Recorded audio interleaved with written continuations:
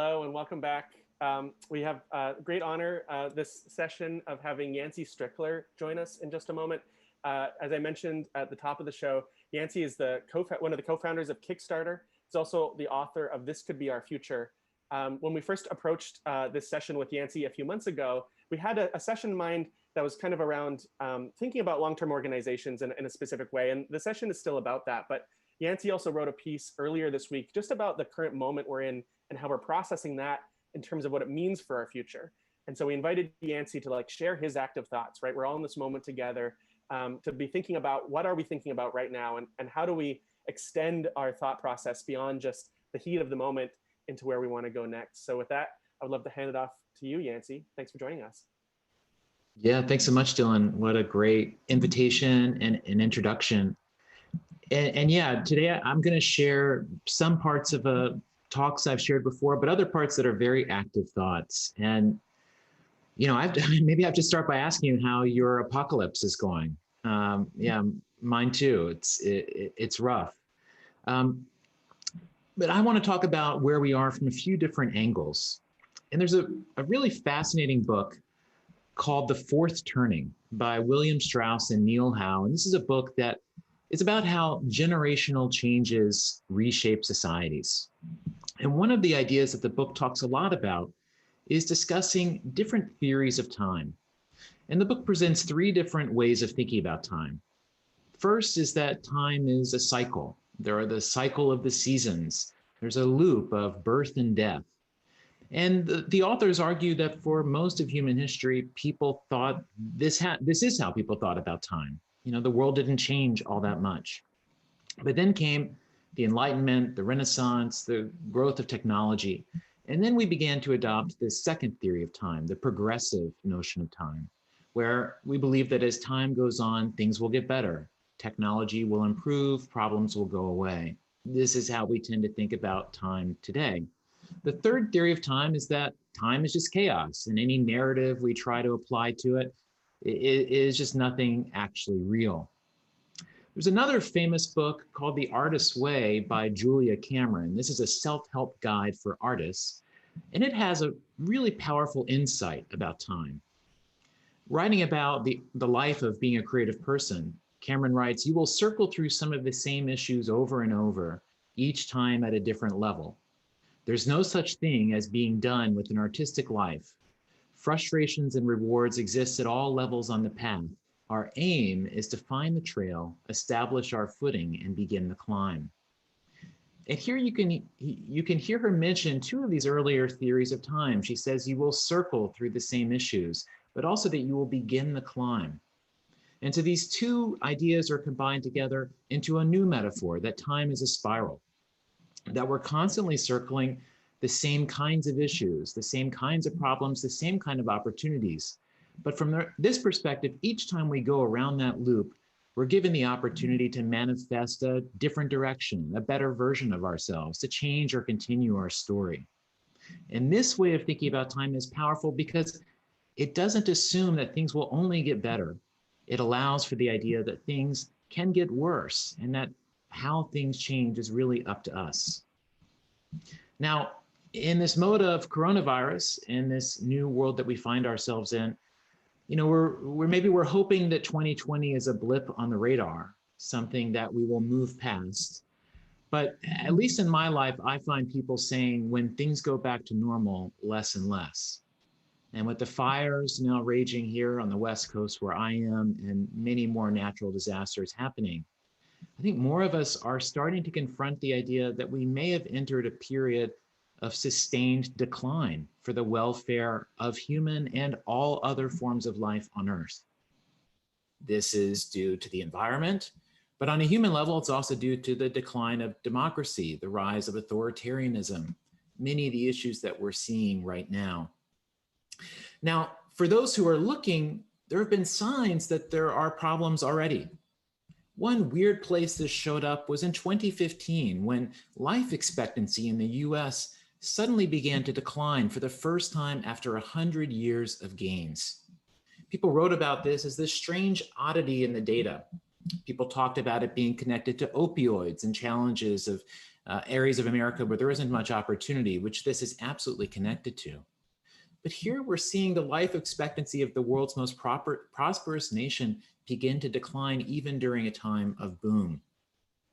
Now, there's a very famous book from 1972 called Limits to Growth that was commissioned by the Club of Rome, written by Donella Meadows, Jorgen Randers, and Dennis Meadows. And in this book, these 4 MIT scientists very famously used a computer model to project where the world was going to go. They did this in 1972. And what they found was that sometime in the 21st century, that population and economic growth would stop and that we would enter some sort of societal collapse. The reason is something they call an overshoot. We're using more of the world's resources each year than the world can replenish, and eventually population growth and all these things just come to a head. And the challenge is that population growth will keep growing even as those other resources decline, which create these really kind of gnarly situations. Now, there's a graph they show in the book of what they project human welfare to be. And so this was done in the 1970s. So you can see here they're projecting that human welfare would continue to decrease into the 2000s. And then at some point there would begin to be this significant shift. Now, this line you see dropping straight down, that's what happened on what they call the standard run.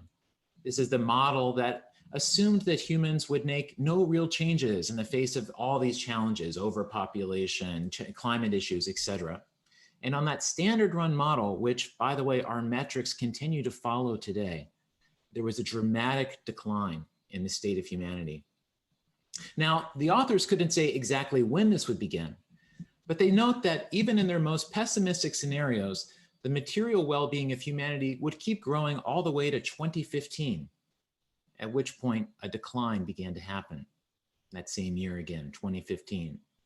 Now, there are other lines on this graph that don't go straight to the floor.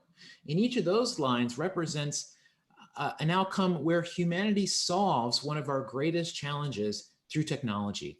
One represents the complete end of pollution by a technological fix. Another is the infinite production of food. Another is no unwanted child is born on the planet. And even in those scenarios, there was still a collapse. We still reached a place of overshoot if the goal was economic growth, if the goal was population growth. Now, we find ourselves in a place that is starting to feel like that world. A book that has now become a New York Times bestseller for the first time is Parable of the Sower by Octavia Butler, a science fiction book about a time exactly like now. A post-climate change affected world where the United States has broken down. She writes about how the United States suffers a non-military defeat as people lose their way and forget why they're connected to one another. Now, we're turning to a book like Parable of the Sower because it feels very true to what we're facing now. And the Limits to Growth authors talk about what that collapse will be. They say the collapse won't be a single tidal wave knocking us over. It's not a singular event. Instead, we lose our capacity to cope. As we're hit by wave after wave of crises, each one takes something out of us and our ability to bounce back diminishes. And eventually, crises that on their own we could take care of easily become things that completely move us off course. Now, in Parable of the Sower and other things that we'll learn from, how do people survive in these moments? They survive by really shifting how they think about their self-interest. Now, the way we think about self-interest today is best visualized, I think, with a hockey stick graph, a chart of whatever it is that we want, money, power, influence, fame, is growing so fast the line slopes up and to the right. This, we think, is life's best case scenario. But when you step back and think about it, this is actually just a small sliver of a much larger picture, because the x-axis, measuring time, goes from now all the way into the future. And the y-axis, measuring our self-interest, it also extends. As our self-interest grows, so do our responsibilities. The difference between being single and a parent is huge, or being a worker and then owning your own business. Our responsibilities extend from me to us. So we can actually think about there being 4 distinct spaces of self-interest to consider. There's now me in the bottom left, what I as an individual want to need right now. This is how we think of self-interest today. There's also future me, what the older, wiser version of me would like me to do. You know, that person becomes real or not real every day based on the choices that I make. There's now us in the top left, my family and friends, the people that I care most about. And in the top right is future us, my kid or everybody else's kids. Every decision I make leaves a footprint in each of these spaces. I'm shaping them all the time. But for most of us, we're really only aware of that now me. We struggle to think about those other dimensions of our self-interest. Now, the first time I drew this chart, I thought, what is this a picture of? And I wrote next to it just a very simple description, beyond near-term orientation. This was a simple 2x2 chart to help me see the beyond the near term. And as I looked at it, I realized that these letters made an acronym. They spelled bento. And I thought about the bento box, the Japanese packed lunch with 4 or 5 compartments and a lid that lets you carry a variety of dishes, not too much of one thing.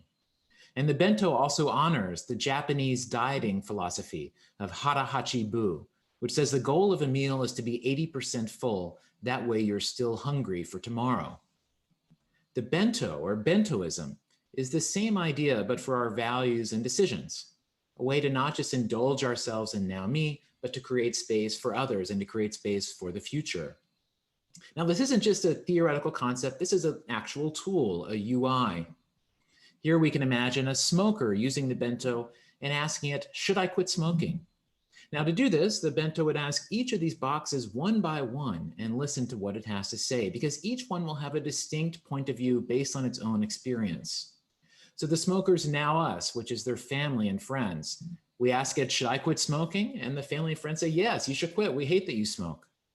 The smoker asks future us, thinking of their kid, should I quit smoking? Their kid says, yes, of course you should smoke. What if I smoke because of you? The future me for the smoker says, yes, you should quit. I want there to be a future me. But the smoker's now me says, no, keep smoking. I'm addicted to nicotine. Quitting's gonna suck. Like, why are we doing this? And this now me has a point, has a totally rational point. It will be a struggle for that now me. Its situation will get worse. And this is a place where we often get trapped with this kind of passive awareness of the world. We're only able to compute the now me impact of our decisions. We know the future's there. We know other people matter, but we lack a rational map, a shared language for talking about those other spaces. And this locks us into all sorts of really challenging loops, like addiction or short-termism, where actions can keep feeling good for now me, even as they're destroying your relationships or mortgaging off our future. Or sacrifice, where you're giving up something as an individual on behalf of the group, or you're giving up something now to get more later. This appears to be totally irrational from the perspective of that passive awareness. And the world we have now is a reflection of this passive view. It really began in the 1980s with the boomers becoming the me generation, this new rise of individualism that marketing campaigns and late stage capitalism have helped make possible. And of course, social media has even exacerbated.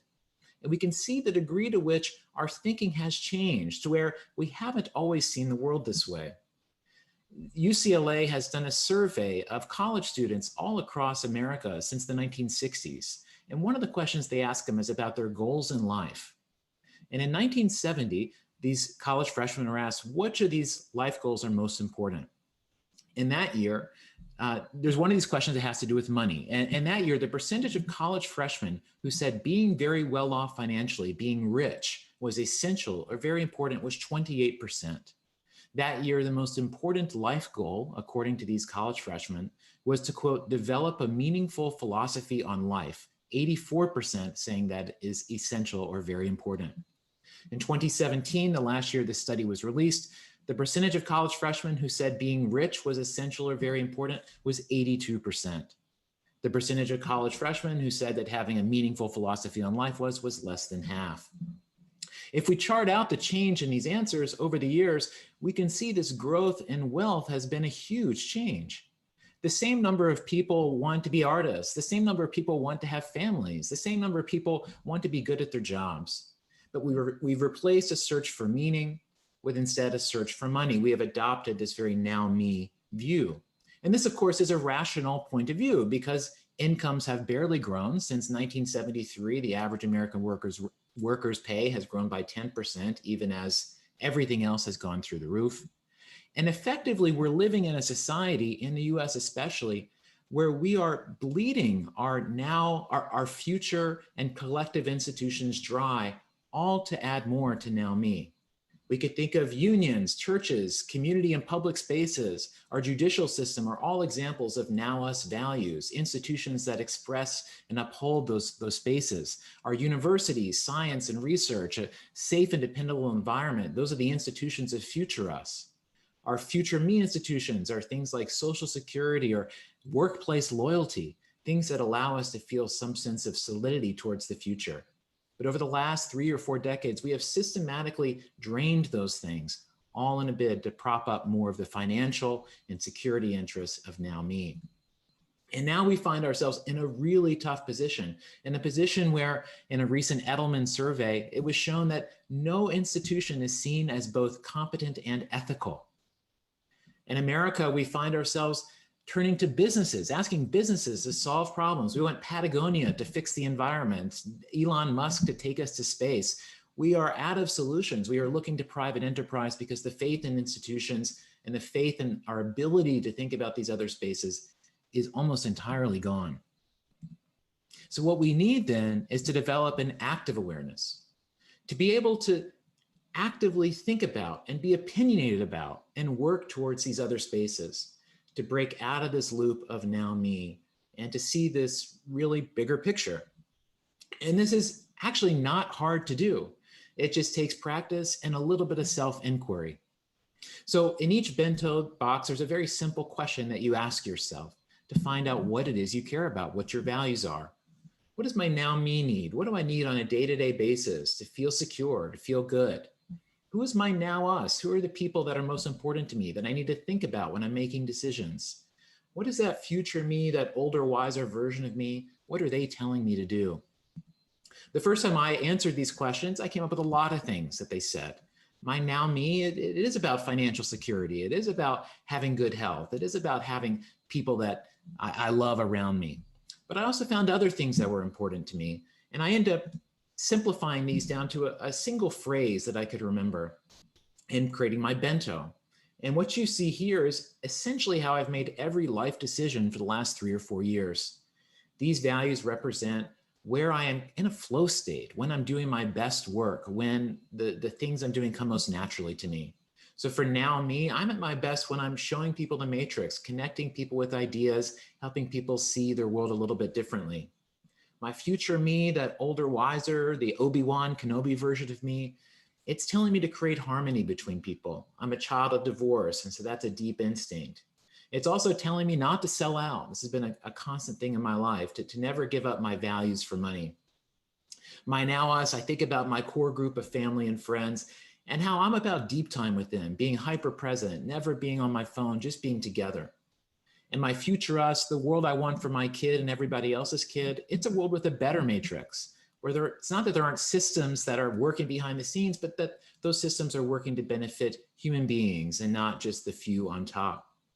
And again, I've used this to make many decisions. One example is sometimes I'm asked to give a speech for a company that I don't particularly like. And in the past, when I've been asked to do a talk like that, I would say no and even feel pissed off for being invited for some reason. But not long after coming up with the bento, I got asked to do another one of these. And so I asked the bento what I should do, and I was surprised by what it said. When I asked my now me, which wants to show people the matrix, should I do a talk? It says, absolutely, this is what you do. When I asked my now us, should I do a talk for a company I don't like? It says, an hour and a half to talk about ideas. We're cool with that. That feels like deep time. My future us, which wants me to build a better matrix, says, absolutely, this is completely where you have to be. You can't just preach to the choir. But my future me, which says don't sell out, it accused me of being a sellout. It said I was just trying to do it for the money.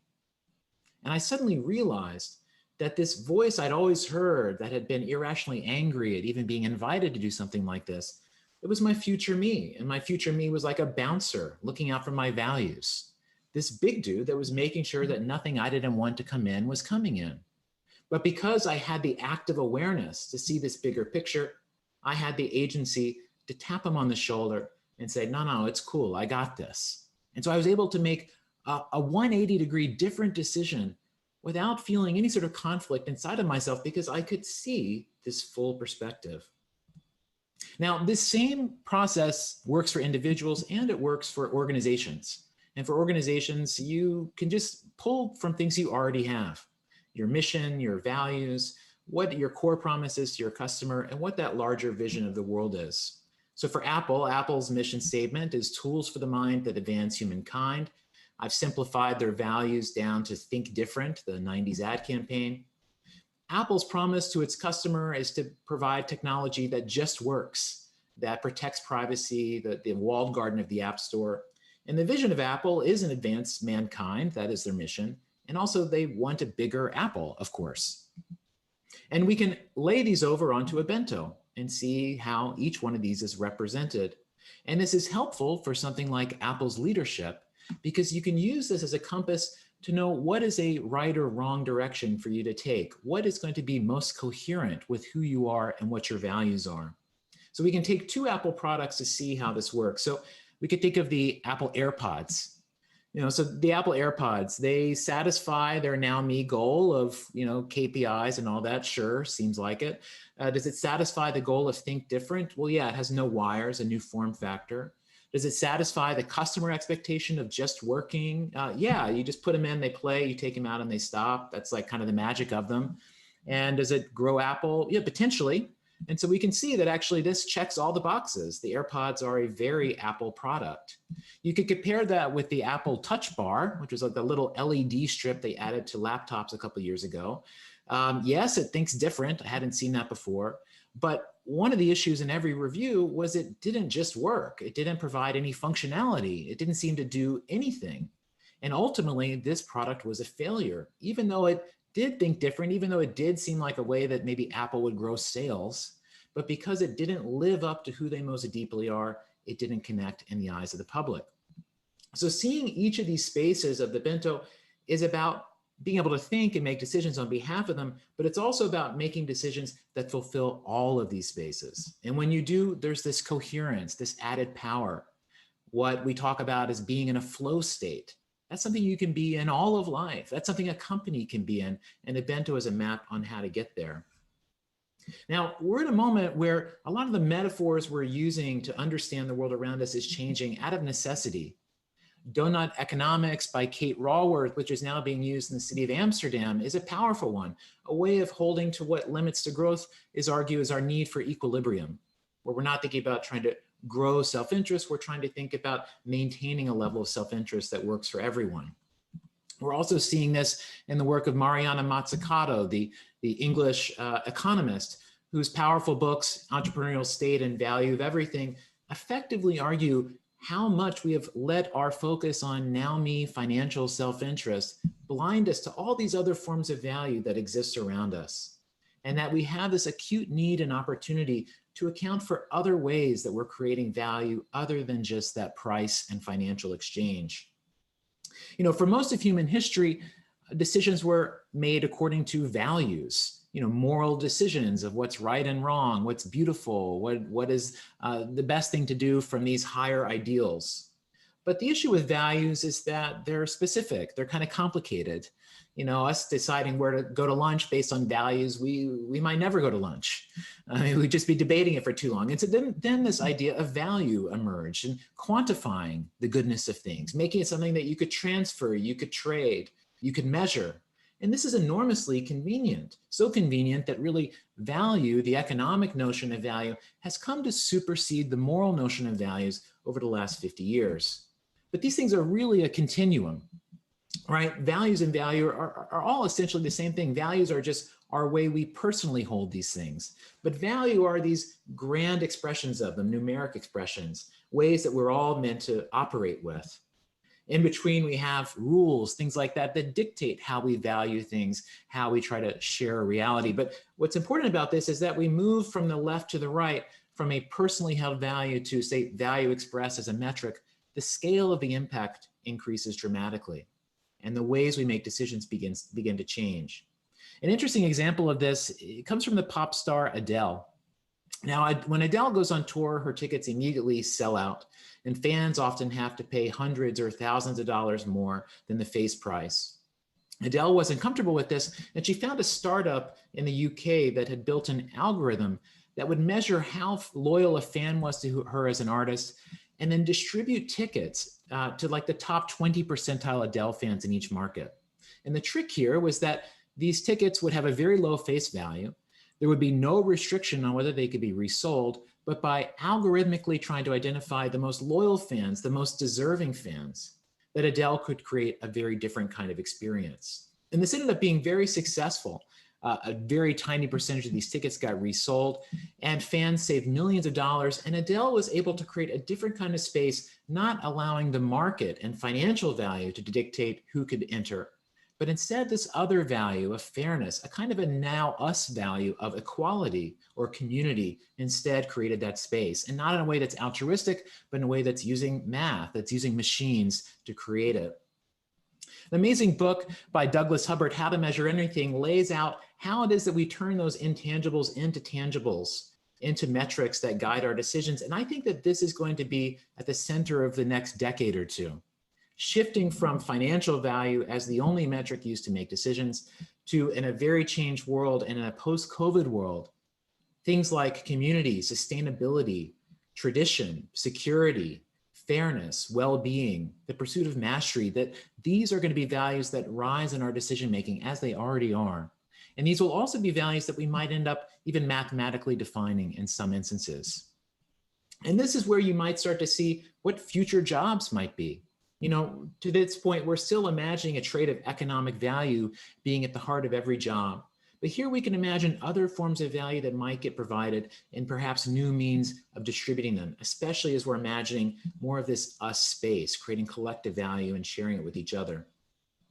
The bento really gives us a map to what's going on. I mean, the issue we have now is that we have no shared map of this kind of space. We don't know how to talk about the future. We don't know how to collaborate on different sorts of challenges we're working on. But I believe that this shows us sort of where genres of value, genres of creation exist, and perhaps where we can begin to collaborate. In Limits to Growth, when they talk about where we should find hope in the face of what appeared to be a very dark world, they had these 5 suggestions: visioning, imagining a better future, allowing yourself to go there; networking, finding the other people who feel the same way; truth-telling, being real about where we are, being unafraid to look into the darkness; learning, adding the skills, the things you need to know to be ready for that space, to shift our story; and finally, loving, to appreciate what we have around us, to feel compassion, to give to one another. They admitted that in the face of the challenges that we have right now, and that they were thinking about in 1972, that these feel like slight things. They felt almost embarrassed to share them. But this is where this work begins. In Parable of the Sower, the people that survive, that find purpose, even as a nation has lost its capacity to cope, they are ones who have found that connection. They have found that network. They have that truth-telling. They're providing mutual aid. They're extending their self-interest to be not just about me, but to be about us. There's a phenomenal book called Collective Courage by Jessica Gordon Nimhard, which is the history of African Americans using cooperatives and co-ops as a way to create shared power, even in the face of racism and slavery and white supremacy and all the things that they have endured. It shows that when people are facing their greatest challenges, they turn to each other. That's what we do to survive. And in that collective survival and that aspiration for a better world, there's a purpose that can take us through even the hardest things. Now, using the bento, I believe, is the kind of grounding that lets us escape this now me rut, that puts us in a position of power and not just waiting for bad things to happen, but preparing ourselves for them and beginning to evolve them and shape them. And if every week we come together and talk about these values as part of a group called the Bento Society, where we visualize each dimension of our self-interest, and we make plans for what we're going to do in the next 7 days to make this future us happen. What is it that we need to do right now? There's a huge community and a growing community of people doing that you're welcome to join. And you can also learn more at bentoism.org. But I'd like you just to think about the power of each of us, not just today, but longer term. Imagine this bento here represents you. Your now me is called you, your future me are your values, your now us are your relationships, and I call future us you too. Now let's imagine you have a kid. We add your kid's bento onto yours. And now we can see how the values of you and your partner form a foundation that shapes who they are, and that your relationships are a propulsive force that pushes them into the world, just as they will do for their children, and just as our parents did to us. In a world where we have this passive awareness, where we're hiding and cowering, where we're not fully stepping into our space, we have very little ability to affect this future. And coronavirus and all of these collapses will get the best of us. But in a world where we are able to see all dimensions of our self-interest, we're actively thinking about them, we create the power to shape not just our world, but the next generation too. I call this process the values helix, where our very awareness and emphasis on certain values will cause them to diminish or grow. And as they do, you can see the shape they create. They produce a spiral. My book, This Could Be Our Future, A Manifesto for a More Generous World, talks about these ideas and much more. I encourage you to pick it up. And you can learn more at bentoism.org and my website at ystrickler.com.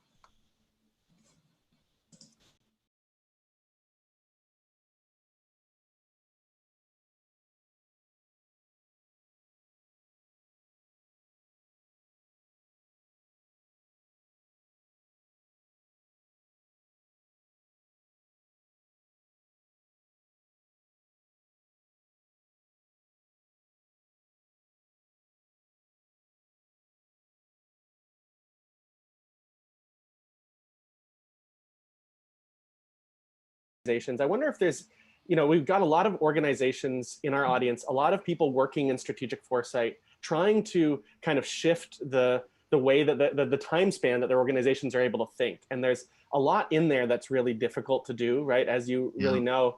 And I'm wondering, just to like help sort of plant some seeds in our audience's mind, if you could, and obviously anonymize to whatever degree you need to, but if you think of examples of people who came to the Bento weekly meeting with an organizational context and maybe some ahas that came out of it for them from that perspective of things they thought where they could maybe shift that organizational culture, the decision-making to bring more of the future me and us into it.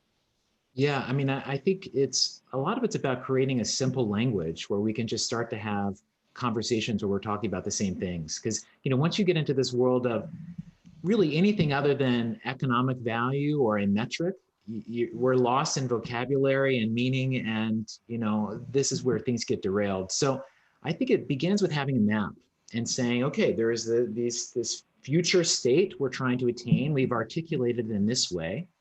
Based on those things, this is what we're anchored to. This is a constraint we're working towards. I think it's just trying to me, this works at its best, especially within a team, is if everyone is anchored to the same idea of the future state they're trying to reach, the same constraints of the stakeholders they're trying to think about and what their expectations are. And I think, as you saw in like the AirPods example, holding those constraints simultaneously is like exactly that kind of creative magic of producing things that really work. I mean, I give examples of like breaking down Madonna's career, imagining her bento to say like, what must someone's value set must be to make decisions like that? And you can actually reverse engineer that and discover, to be consistently, even this consistently unexpected thing, there's actually a quite rational framework you can use to just power that. And so a lot of this for me is born from my own experience being a CEO and of Kickstarter, and always trying to get everyone on the same page, trying to create that shared future, and wanting to be a place almost like a post-permission organization where the desired future state is so clear and the mission is so urgent that everyone has permission to help us get there. And so I think the bento is that kind of map that is empowering people to shift the horizon of their decision making, And that really only works if we're all working towards that same purpose. And that's where the language, getting lost in this language is hard, but I think this is a more grounded way to do that.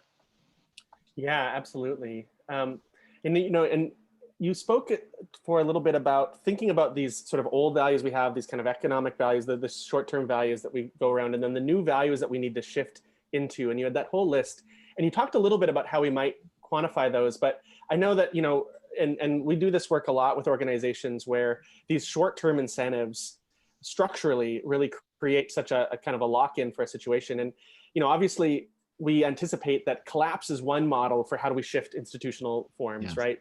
And so we're kind of, that's the default model. If we don't shift from that limits to growth path, then we're going to collapse, and then that'll create the need for new kinds of institutions.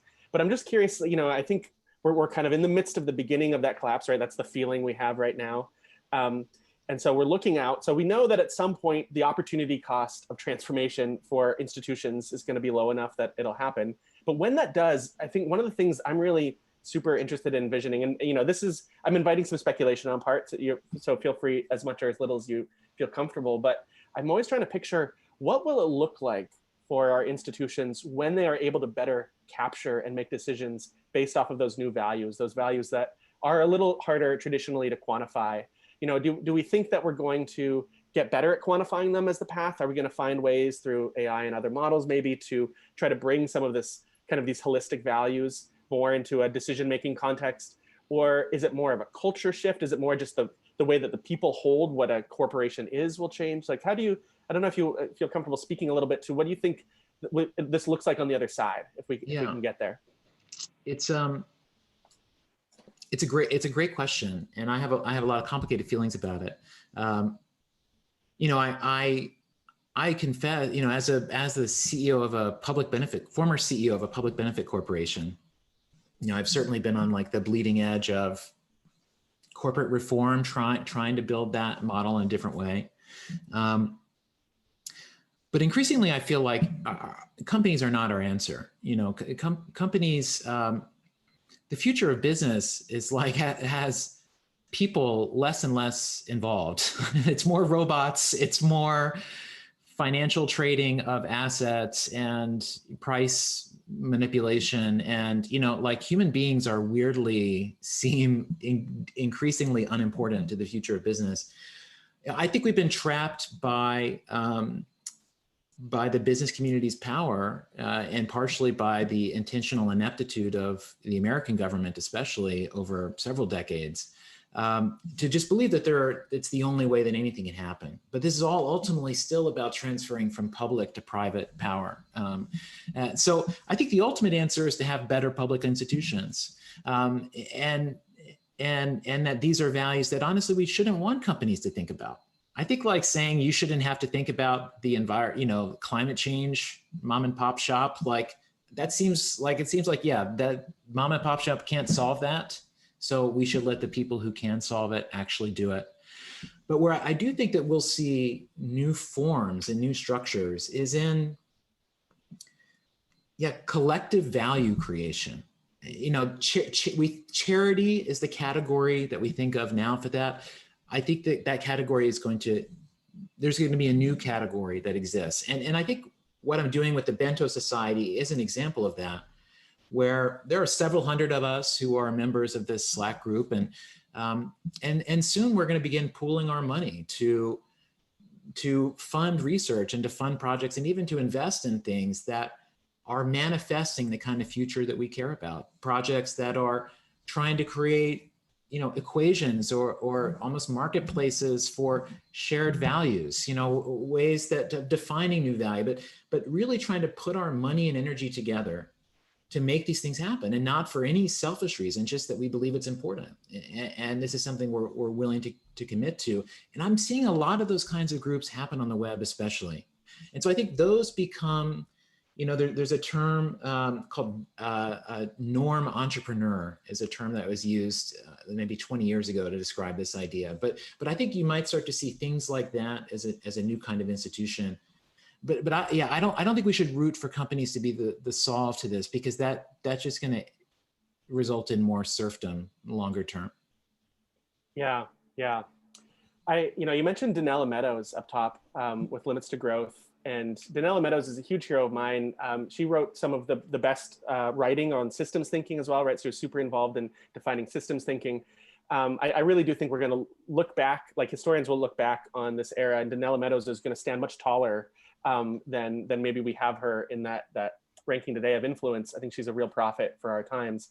And so I encourage everybody to look out Donella Meadows' work. For all the worst possible reasons, unfortunately. Unfortunately, yeah. That's right. She was right. And so there's just something you just said just now that reminded me of something she says in Systems Thinking, a Primer, which is that, she talks a lot about how do we change a system that goes in loops, right? And, if you take one part out, you take the president out of the system, you shouldn't expect that whole system to change because it's a system. So somebody who's doing that same thing is going to pop up in there. That's true in our corporate structures. That's true in our institutions broadly. We get caught in these loops and we can look at those loops as systems.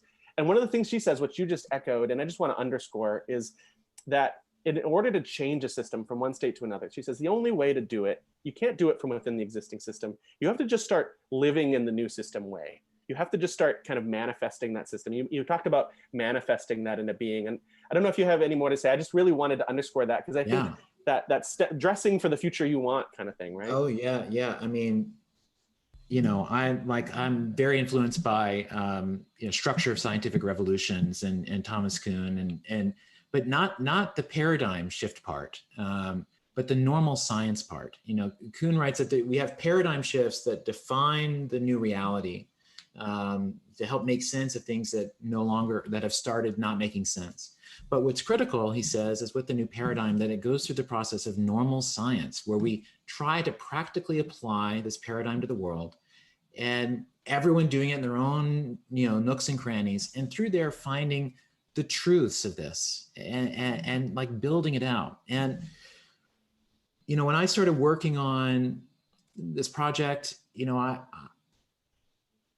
just felt like what is it that we are working towards? What is it there to do? Everything we feel like we've reached some kind of end and there's no next step. And I really came to feel that this core shift of how we define self-interest from just now me to these other spaces, that unlocks a lot of different decisions, and that kind of world. And if that became, if as normal as short-term individualism is today, if a Bentoist perspective could be that invisible and normal a generation from now, I think that would dramatically change where we are. But we, as this small new bento community, we are living this. Our members are CEOs, they're VCs, they're Barnes and Noble employees, they are people without homes.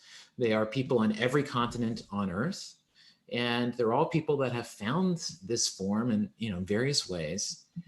And we are learning to see this way, and we're helping each other. We're going through exercises, and we are now taking these ideas into our organizations, into our homes, into our families, and just expressing this very simple language of, when I make decisions, I think about the us of who I'm responsible for. I think about this future state. This is what I've learned in doing that.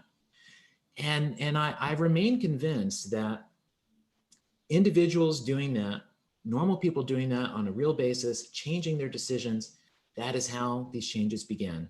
And with the work of Bento and Bento Society, like it starts there, it extends to organizations and people sharing in other social structures. And that work is also happening as early on.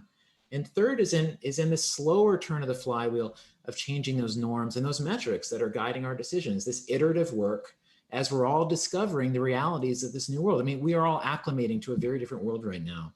So I think it's very possible to approach what seems like total chaos with a coherent worldview, with a vision of how we get value and knowledge, and also how we navigate towards a place where we want to go, rather than just being thrown around by each new crisis as we are now. And so this, it is that shift. It is that necessity that's going to make us consider this. This is not going to be a political decision for people. This is going to be, well, the world is different, so I have to be different. And so I believe that this model is what it means to be prepared for that. Yeah, that's great. I had another question, but I think that's a great place to wrap, because Yeah, what you're speaking to is that the times are changing and our mindsets are going to have to change one way or the other, and we can keep depleting. You talk about people's losing their ability to cope more and more, right?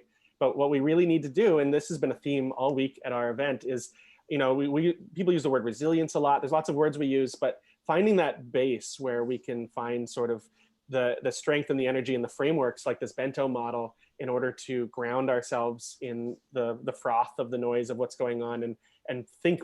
And I love the way that you can stack those bentos into future generations, really giving ourselves those tools where we see the sort of longer term effects of what we're doing, right? Yeah, yeah. Just because we're the ones that didn't cross the finish line, doesn't mean that we lost the race.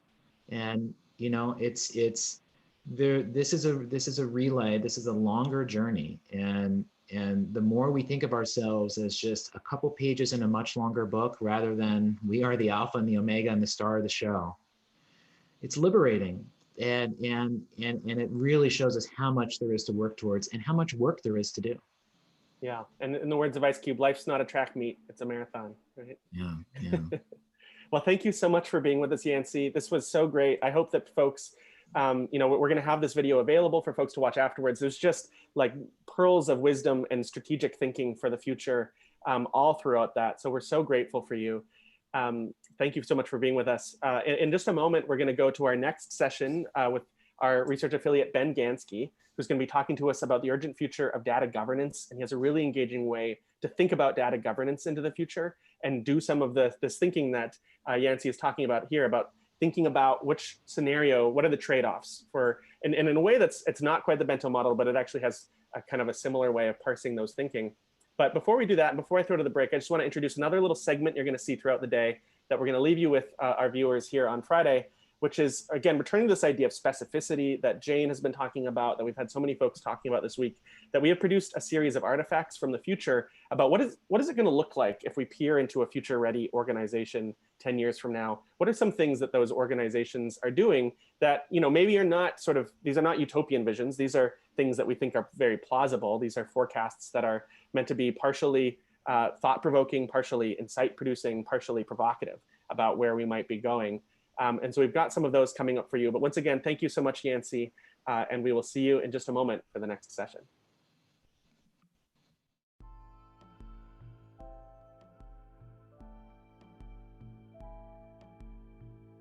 The Simulation Room. In 2030, mobility planning has gotten a lot more complicated, as autonomous vehicles and new micro-mobility offerings necessitate continuous adjustment to established traffic patterns. The increased frequency of extreme weather events and geopolitical disruptions demands better tools for redirecting the flow of people and goods in times of crisis.